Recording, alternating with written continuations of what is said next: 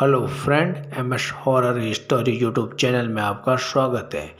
मैं आज आपको स्कूल की एक हॉन्टेड स्टोरी सुनाने जा रहा हूँ। बहुत ही डरावनी कहानी है, आप ध्यान से सुनिए। इसका पहला भाग मैंने पिछली कहानी में सुना चुका हूँ, अब इसका दूसरा भाग है, तो सुनिए आप कहानी को। राघव सिंह के साथ हुई घटना के बाद पूरा गांव डर गया। स्कूल हमेशा के लिए बंद कर दिया गया, लेकिन अर्जुन और समीर को लग रहा था कि कहानी अभी खत्म नहीं हुई। हर रात स्कूल की टूटी खिड़कियों से वही आवाज़ आती, बैठ जाओ बच्चों, क्लास शुरू होने वाली है।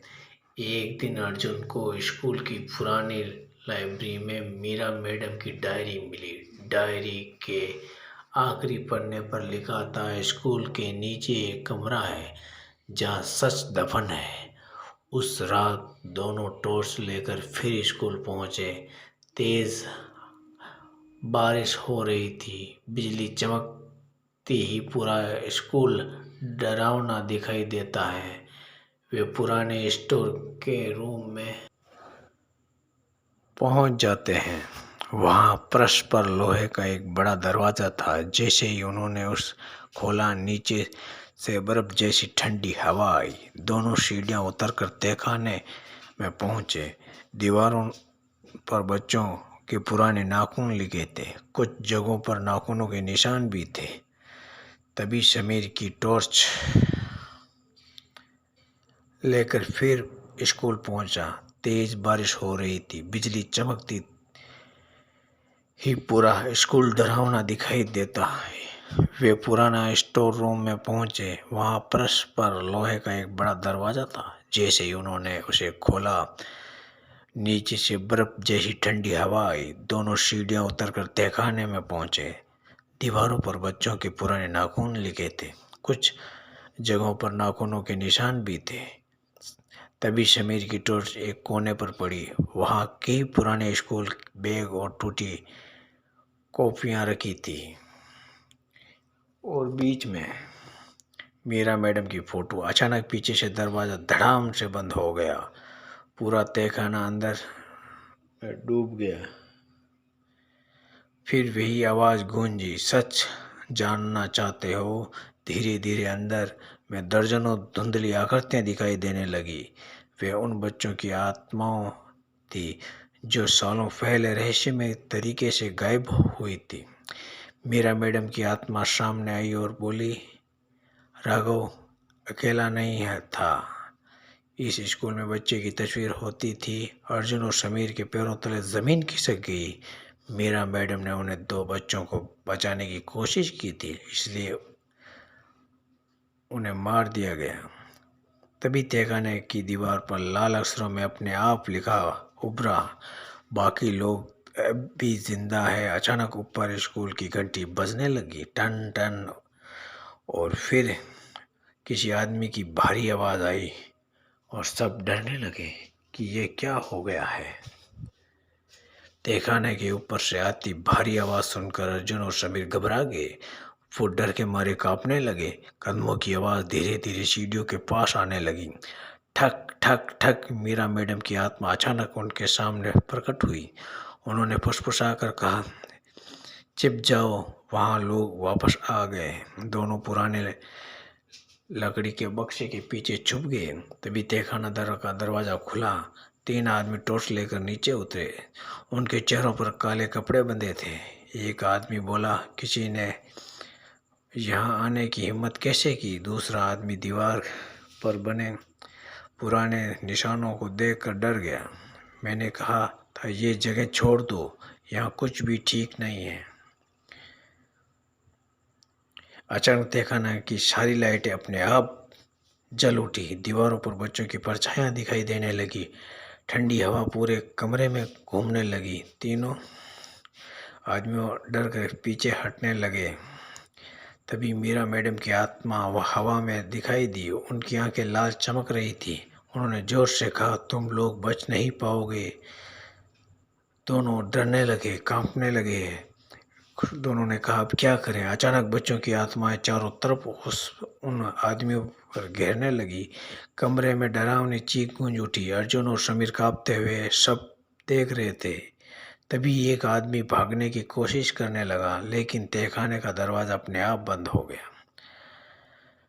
ब्लैक बोर्ड पर जैसे ही काली दीवार पर लाल अक्षरों में लिखा भरा, अब आखिर क्लास शुरू होगी। अचानक पूरे स्कूल में आग जैसी लाल रोशनी फैल गई। ऊपर से स्कूल की घंटी लगातार बज रही थी, टन टन टन। और तभी अर्जुन ने देखा, तहखाने के सब अंदर कोने में कोई और खड़ा था, एक लंबा साया जिसका चेहरा दिखाई नहीं दे रहा था।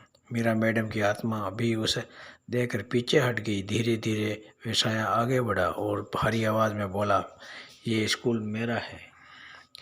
तहखाने में खड़ा वह लंबा साया धीरे धीरे आगे बढ़ने लगा। उनके कदमों के साथ पूरा स्कूल कांप रहा था। अर्जुन और समीर डर के मारे एक दूसरे का हाथ पकड़े खड़े थे। मीरा मैडम की आत्मा पहली बार डरी हुई दिखाई दी। उन्होंने धीमी आवाज़ से कहा, ये वही है जिसने मेरे स्कूल को श्रापित किया। अचानक तहखाने की दीवारों पर काला धुआं फैलने लगा। ये साये का चेहरा अब थोड़ा दिखाई देने लगा। वह स्कूल का पहला प्रिंसिपल था, धर्मवीर चौहान। सालों पहले उसने लालच में आकर मासूम बच्चों की बलि देकर कालतंत्र की पूजा की थी। तभी से स्कूल में बुरी शक्तियां का साया और छाया था। धर्मवीर की मौत के बाद भी उसकी आत्मा इसी स्कूल में कैद रह गई। वह भारी आवाज़ में बोला, यह आत्माओं अब हमेशा मेरे रहेगी। अचानक बच्चों की आत्माएं दर्द से चीखने लगी। पूरा तहखाना अंदर से भर गया। उन्होंने एक पुरानी चाबी से हाथ में स्कूल की छत पर घंटी के पास लकड़ी बक्सा उसे जलाने लगा। अर्जुन और समीर तुरंत सीढ़ियों की तरफ भागे। पीछे से धर्मवीर की डरावनी हंसी गूंज रही थी। ऊपर पहुंच ही उन्होंने देखा, पूरा स्कूल अपने आप बदल रहा था। दीवारों पर पुराने खून जैसे निशान उभर आए थे। खिड़कियां में बच्चों के धुंधले चेहरे दिखाई दे रहे थे। वे भागते हुए छत तक पहुंचा और वहां पुरानी घंटी के नीचे सचमुच एक लड़की का बक्सा रखा था। जैसे ही अर्जुन ने उसे खोला, अंदर काले कपड़े के लिपटे एक अजीब किताब थी। उस पन्नों पर धुआं निकल रहा था। तभी पीछे से धर्मवीर की आवाज़ गूंज उठी, उसे मत छूना। अचानक छत का दरवाज़ा जोर से बंद हो गया। धर्मवीर की काली परछाई धीरे धीरे उसकी तरफ बढ़ने लगी और स्कूल की घंटी जोर जोर से बजने लगी, टन टन टन टन। हर चारों तरफ तूफान हवा चल रही थी। धर्मवीर चौहान की काली परछाई अर्जुन और समीर के करीब आती जा रही थी।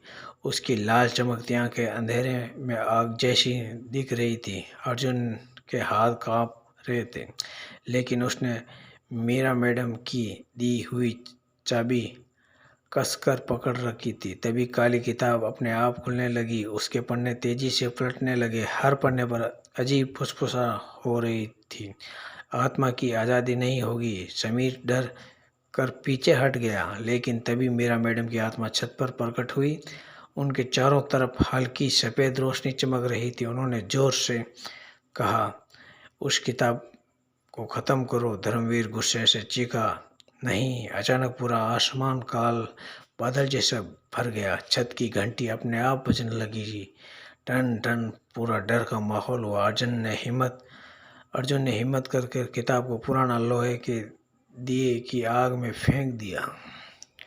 जैसे कि किताब जलने लगी, पूरा स्कूल जोर से हिल उठा। दीवारों पर काले धुएं निकलने लगे। धर्मवीर डर से चीखने लगा। उसकी परछाई टूटकर हवा में बिखर गई। नीचे तहखाने में कैद बच्चों की आत्मा धीरे धीरे चमकने लगी। पहली बार उसके चेहरे पर डर नहीं, शांति थी। मीरा मैडम मुस्कुराई। उन्होंने अर्जुन और समीर से कहा, अब ये बच्चे आज़ाद हैं। धीरे धीरे उसकी आत्मा भी रोशनी में बदलने लगी। अर्जुन चिल्लाया, मैडम मत जाओ। मीरा मैडम ने आखिरी बार कहा, सच्चाई और हिम्मत हमेशा बुराई से बड़ी होती है। और फिर वो गायब हो गई। अचानक स्कूल की घंटी बंद